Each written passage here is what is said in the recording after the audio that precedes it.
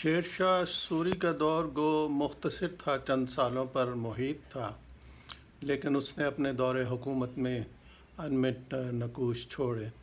اس کا دور حکومت اصلاحات کے لحاظ سے، انصاف کے لحاظ سے، عوام کی فلاح و بہبود کے لحاظ سے اب تک یاد کیا جاتا ہے۔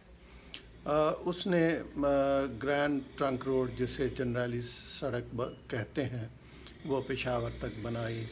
ڈاک کا نظام اس نے رائج کیا اور سڑک کے کنارے سایہ دار درخت اور پھلدار درخت لگائے۔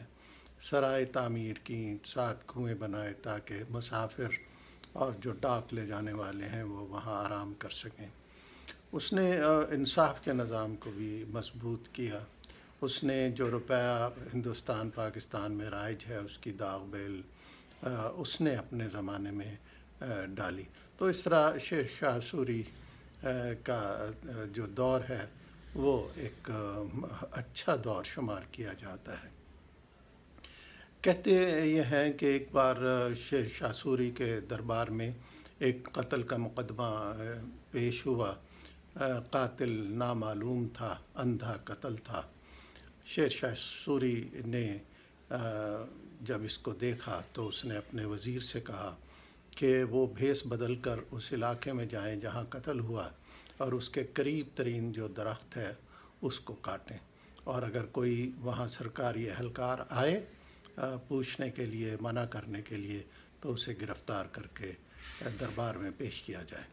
ایسا ہی کیا گیا، اور جا کر جب وزیر کی سربراہی میں جو بھیس بدل کر گئے ہوئے تھے درخت کو کاٹا، تو کچھ ہی لمحوں میں وہاں سرکاری اہلکار آ گئے اور انہوں نے درخت کاٹنے سے روکا۔ تو وزیر نے فوراً ہی ان کو گرفتار کرنے کا حکم دیا۔ دربار میں پیش کیا گیا تو شیر شاہ سوری نے کہا کہ وہ اعمال جنہیں درخت کاٹنے کا فوری پتہ چل گیا، انہیں قتل کا کیسے معلوم نہیں؟ تو یقیناً وہ قاتل کو پکڑ سکتے ہیں۔ لہٰذا اس نے 2 دن کی مہلت دی کہ 2 دن میں قاتل کو پکڑا جائے، اگر نہیں پکڑا گیا تو تمہیں قتل کر دیا جائے گا۔ تو وہ اعمال واپس گئے اور بڑی سرگرمی سے انہوں نے قاتل تک پہنچ گئے۔